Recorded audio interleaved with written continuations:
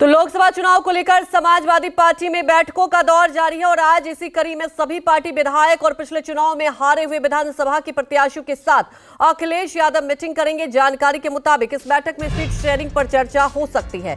वहीं 11 जनवरी को अखिलेश यादव सूबे के सभी लोकसभा और विधानसभा क्षेत्र के प्रभारियों के साथ बैठक करेंगे। जी हां, तो अखिलेश यादव बैठक कर रहे हैं और बैठकों का दौर जारी है। सबसे बड़ी बात यह है कि उत्तर प्रदेश, जी हां, जहां सीट शेयरिंग की बात की जाए, मुझे लगता है सबसे ज्यादा यही दिलचस्प भी है।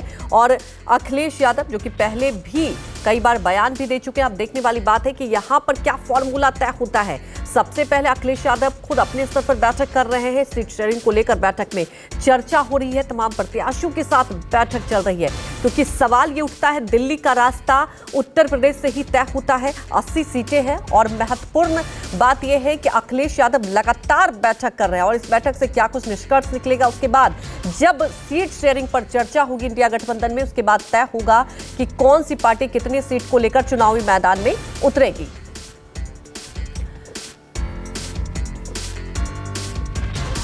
तमाम जानकारी के साथ हमारे सहयोगी अशोक तिवारी लखनऊ से लाइव जुड़ चुके हैं।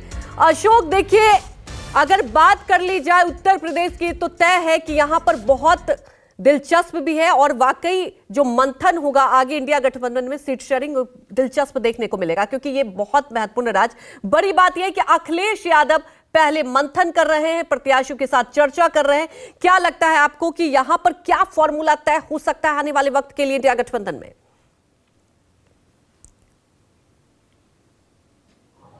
देखिए, सबसे अहम बात तो यह है कि कल भी जब अखिलेश यादव ने अपने जो जिले और शहर के अध्यक्ष थे उनके साथ बैठक की थी, तो उस दौरान भी तमाम सारे जो उनके लोकल लीडर्स थे उनसे उन्होंने फीडबैक लिया था। और उसके बाद जब मीडिया से बातचीत अखिलेश यादव ने की थी तो उन्होंने ये कहा था कि वो ये चाहते हैं कि गठबंधन जो है वो आने वाले दिनों में और मजबूत हो। कौन कहां से चुनाव लड़ेगा, किसको कहां से चुनाव लड़ने का मौका मिलेगा, ये भी जल्द ही तय हो जाएगा। लेकिन इतना जरूर है कि जो बात मैं पहले दिन से कहता आ रहा हूं कि चाहे कांग्रेस हो, चाहे समाजवादी पार्टी हो या दूसरे राजनीतिक दल जो कि इंडिया गठबंधन का हिस्सा है, वो लगातार इस कोशिश में भी जुटे हुए हैं कि अगर गठबंधन ना बनता है, किसी परिस्थिति में सीटों के बंटवारे पर कोई बातचीत नहीं बनती है, तो वो अपने स्तर पर भी अपनी तैयारियों को धार देने में जुटे हुए हैं। अखिलेश यादव ने कल अपने जिला शहर अध्यक्षों के साथ बैठक की।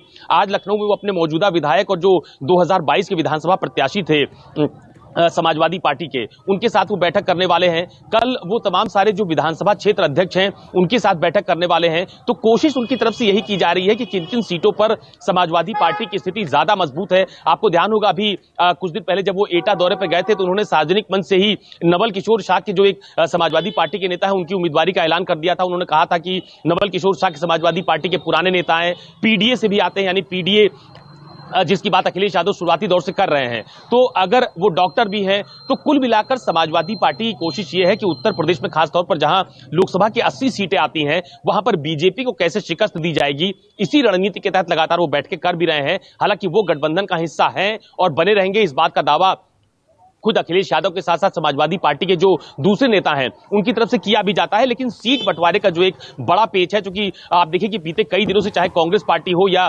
समाजवादी पार्टी हो, उनकी तरफ से लगातार लोकसभा प्रभारी नियुक्त किए जा रहे हैं। कांग्रेस ने पूरी 80 सीटों पर लोकसभा प्रभारियों का ऐलान कर दिया है, वो वहां पर काम करना शुरू करने वाले हैं, जमीनी फीडबैक ले रहे हैं।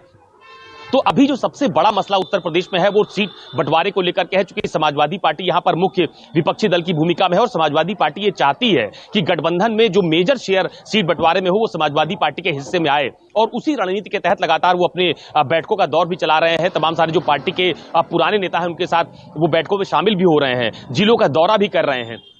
तो जिन जिन सीटों पर समाजवादी पार्टी की स्थिति बेहतर है या जहां पर वो जीतने की स्थिति में है, वहां पर वो अपनी मजबूत दावेदारी भी गठबंधन के नेताओं के सामने रख भी चुके हैं। और खास बात यह भी है कि पिछली बार जब लोकसभा का चुनाव हुआ था, जब अखिलेश यादव ने मायावती के साथ गठबंधन किया था, तो उस वक्त उनको बहुत ज्यादा फायदा गठबंधन का नहीं मिल पाया था और बाद में वो गठबंधन टूट भी गया था। तो अखिलेश यादव की तरफ से ये कोशिश की जा रही है कि अगर इस बार यूपी में इंडिया गठबंधन, कांग्रेस, राष्ट्रीय लोकदल या महान दल, जितने भी उनके साथ गठबंधन के हिस्से में शामिल हैं उत्तर प्रदेश के राजनीतिक दल, उनके साथ जब सीट बंटवारे का मुद्दा हो तो समाजवादी पार्टी के हिस्से में मेजर शेयर आए और उसी लिहाज से वो अपने पार्टी नेताओं के साथ लगातार बैठक भी कर रहे हैं। और ये पहली बार है जब समाजवादी पार्टी की तरफ से अपने नेताओं से जमीनी स्तर का फीडबैक भी लिया जा रहा है। बिल्कुल अशोक, महत्वपूर्ण बात यही है कि बी प्लान भी कह सकते हैं आप कि अगर सीट शेयरिंग को लेकर कोई भी दाव पेच होता है तो उसके लिए भी पूरी तैयारी है। लेकिन समझने वाली बात यह होगी कि अखिलेश यादव देखिए कई बार बयान भी दे चुके हैं। बड़ी बात यह है कि यहाँ पर मुख्य विपक्षी पार्टी भी है, कांग्रेस की स्थिति बहुत ज्यादा उत्तर प्रदेश में अच्छी नहीं। तो क्या यहाँ पर अगर इंडिया गठबंधन की हम बात करें, क्योंकि देखिए लगातार राज्य दर राज्य चर्चा भी हो रही है, अब आने वाले वक्त में उत्तर प्रदेश पर चर्चा होगी, तो क्या अखिलेश यादव यहां पर सीटों को लेकर ज्यादा दावेदारी करेंगे? क्योंकि अभी जो परिस्थितियां दिखाई दे रही है उससे तो यही जाहिर होता है अशोक।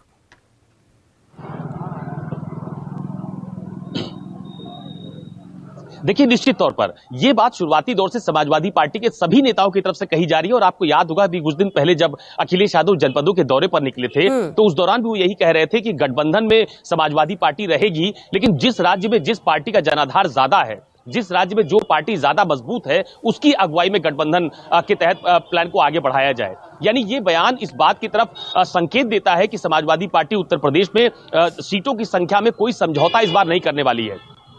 पिछली बार जब बहुजन समाज पार्टी से समझौता हुआ था तो उस दौरान बहुत ज्यादा सीटें गठबंधन के तहत समाजवादी पार्टी ने बसपा को दी थी और उसका फायदा भी बसपा को मिला था, लेकिन समाजवादी पार्टी को उसका बहुत ज्यादा फायदा नहीं मिला था। और बाद में लगातार समाजवादी पार्टी के नेताओं की तरफ के साथ जब बैठक हुई तो उन्होंने कहा कि वो गठबंधन के तहत इतनी ज्यादा सीटें देना ये अच्छा समझौता नहीं था। और इस बार लोकसभा चुनाव में चूंकि समाजवादी पार्टी बहुत फूंक फूंक के कदम रख रही है, लगातार समाजवादी पार्टी का प्रदर्शन पिछले कई चुनावों में बहुत अच्छा नहीं रहा है।